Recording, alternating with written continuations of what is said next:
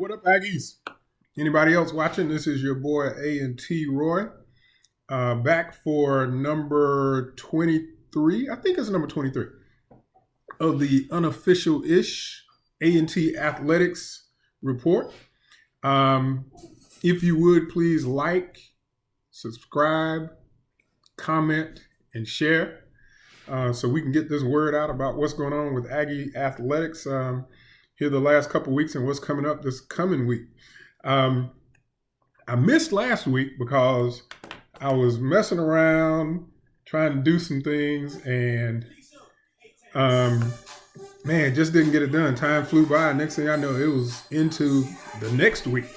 So I missed a lot of stuff, and I'm going to actually bring you up to speed on what we did from an athletic standpoint and what we're going to be doing this week. What you hear in the background, in addition to my music background, you hear Zola. I think our 3-month chocolate lab, she got in trouble. So she's been banished to her cage or crib, whatever that thing is called, crate, cage, whatever it is. So she's not real happy right now. So you'll hear her in the background until she kind of calms down. All right, let's go ahead and get started. Last 2 weeks, so I'm going to talk about the last 2 weeks about what happened in our athletics programs. Baseball had 3 wins and 5 losses, so you can go on ncataggies.com and go to the baseball schedule and see all the teams that they played and what the scores were and see all the information related to it. Basketball, how about our men took care of the Eagles in their spot and in ours. I don't know if any of you or if you all knew, but right before, I think the day before we played in Club Corbett, the governor, Roy Cooper, relaxed the attendance requirements or restrictions. And apparently we had about 700, 800 people in Corbett to watch us actually win the Southern Division of the MEAC basketball league. We barely won, but we won nevertheless. Of course, when we were down in Durham, we beat them double figures. And so they showed some video of those kids having a good time. Man, Corbett is going to be, I guess I'll use this word, lit come this upcoming basketball season based on what I think is going to happen with this COVID thing. Man, those kids are ready, and there are a whole lot of alumni and other folks that want to get back in there. Especially, let's talk about this just for a second. Especially considering we got the number 87 ranked player in the country coming to Aggie Land. That kid, he initially was 6'8", but he reported on Twitter that he is now 6'9", and this dude, I think he can probably play any of the front 4 positions in college basketball. He can play some point forward. Of course, he can play 2, 3, and some power forward considering his size. So Duncan Powell, cousin of Adrian Powell from the 2013 NCAA game-winning basketball tournament team. He's Adrian's cousin. So Duncan will be here. And then we got another kid that's a 3-star. I can't quite remember his name right now. And then another kid, Jalen Jackson, out of Georgia, I think I see him listed as a 2-star. So think about that. A 4-star, a 3-star, and a 2-star coming to our team. And I expect we're going to get several of our seniors back from this year's team because of the whole COVID thing. So, beat North Carolina Central twice, their spot and our spot, to wrap up the Southern Division of the MEAC League Championship, regular season championship. Tennis, we actually went down to, or they came down here where I'm at, to Charlotte, the Charlotte area, and played Queen's University of Charlotte. Ended up losing that match. All right, so for the ladies, the Lady Aggies went down to McDougal and Durham and put another 30-piece on those young ladies down there, and then came back to Corbett and won by 22. So the Lady Aggies, they're doing pretty well. They had a little hiccup against Norfolk down in Norfolk, but I think they're going to take care of that, and we're gonna see them perform a little better when we play them. Bowling, how about this? 13 wins and 3 losses, and all the matches or bowling events that they had since I last reported here. Golf, like I said, we still need some help. We went 0-3 in our first hosted event from a golf standpoint, and it's named the Aggie Spring Invitational. So we ended up losing all of the matches or however that thing works from a golf standpoint. We lost all 3 of those. Matter of fact, you can go on ncataggies.com and look at the article related to it, and it'll explain pretty much how it all works and what they ended up doing. Man, we need some help in this other place. Softball. We went 0-10. Now, some of those games were close, but we went 0-10. I don't think, as I looked at the schedule and remember the schedule, that we played anybody in the MEAC yet. So they've all been out of conference softball games. So they were 0-10. Women's tennis, we went 0-3. Again, we need some help in tennis. Volleyball, on the other hand, we went 2-0. We went down to South Carolina State and beat them 3-0 and 3-0. So the volleyball team is doing great. Basketball team and bowling are doing great. We just need some help with golf and tennis at this point, and softball. All right, let's talk a little bit before I get to what's going on this week. I'm going to talk a little bit about some of these other things that have happened. Since the last time I did a report, which was, I think, February 23rd. So between February 23rd and now, we've had a few things happen.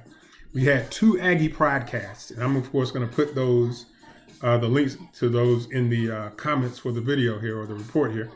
The first one we had as guest on the Pridecast, Coach Rich Watkins. He's the men's and women's golf coach. So he was on there. We also had Latiana Langley, one of our softball players, and then Ben Hall, our baseball coach. So you should go and watch those and listen to some of the things that they talk about related to those 3 sports, golf, softball, and baseball. All right. Then the second one we had Arlene Mitchell, who's a former volleyball player and coach for A&T's volleyball team. And we also had Shannon Scott, man, everything basketball player on the Lady Aggies basketball team. She barely missed, I believe. Matter of fact, maybe should have been, but barely missed the Player of the Year in MEAC. So 2 Aggie Pridecasts. You'll see those links to those in the comments for the video, for the report. A little bit of a piece of sad news is our former coach, Mo Forte, passed. I don't know the exact date, but he passed since I did the last report. He was actually our football coach when I started at A&T in the fall of 1983. So Coach Mo Forte passed since the last time I did a report. And then the last thing before I go to what's going to be happening this week is Randolph Ross, our dynamic speedster coach's son for A&T track, has done outstanding work in both the 200 and the 400 meters, which I'll talk about a little bit here later when I talk about what's coming up. But Randolph was awarded the Southeast Region Athlete of the Year. So it's really a track and field thing, and if you go on ncataggies.com, you'll be able to go to track and field and see the article of him, and it talks about exactly who gave it to him, USA Track and Field, but he's a Southeast Region Athlete of the Year. Man, that's a big deal. All right, so let's talk, let me tell you about what's coming up this week. A lot of stuff. Matter of fact, not just a lot of stuff, but a lot of big stuff. Important stuff, right? So baseball, we have games today, Tuesday. I think it's Tuesday. Well, by the time you see this video, it'll be Tuesday. For the report, it'll be Tuesday. So we got Tuesday, Friday, Saturday, and Sunday. Again, ncataggies.com. You can go get the details, right? Basketball this coming Thursday, Friday, and Saturday is the MEAC basketball tournament that's being held in Norfolk. At the Norfolk Scope, I think they're not allowing any spectators. There may be some, but they may just be family, parents, that kind of thing. I'm not quite sure exactly. I think you go on the MEAC site and they'll tell you exactly who, but I think it's no spectators.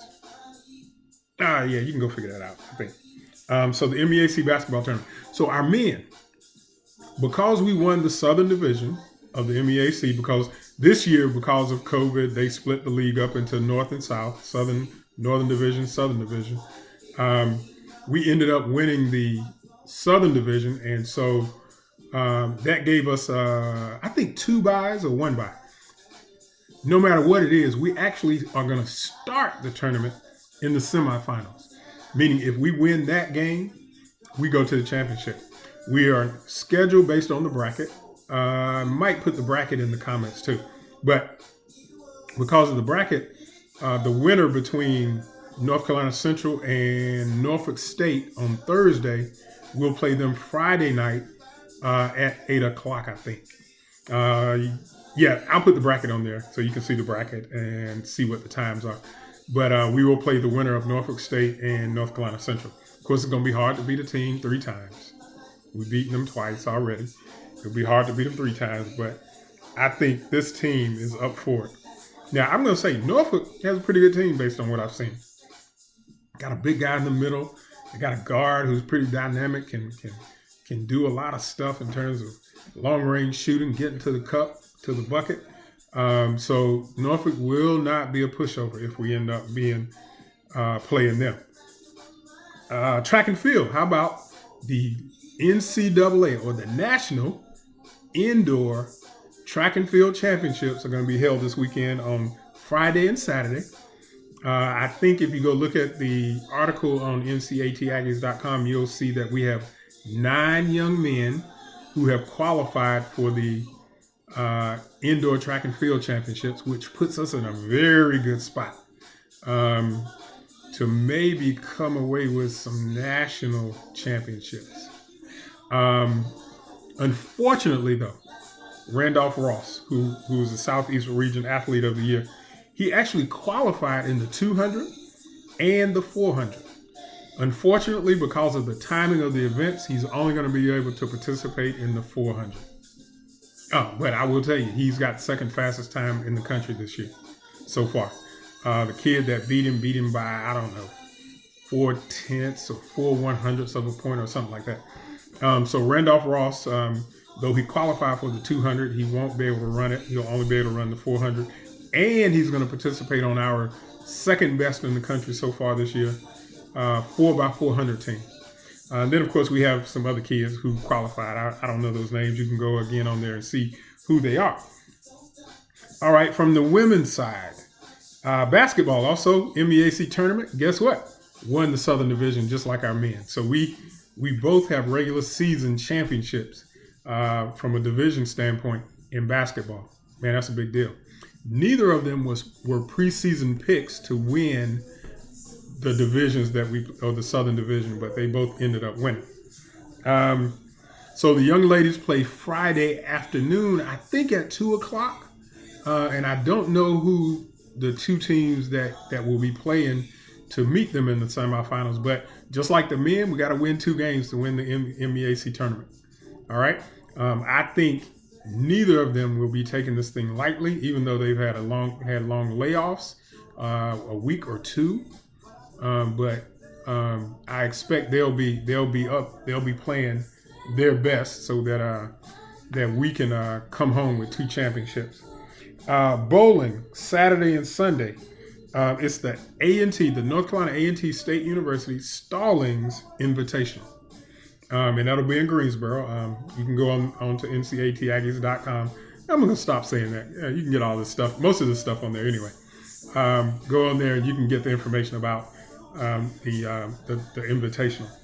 And then last, we have golf, which was yesterday, Monday, and today, Tuesday. So there's a golf tournament that we're participating in, I think down in Wilmington. So those are all the things that are going on for this week, and all the things that have happened in between the last time I did a report. It's all I can think of right now. So let's do this, Agnes. Let me do this. The MEAC basketball tournament, I'm going to do this special.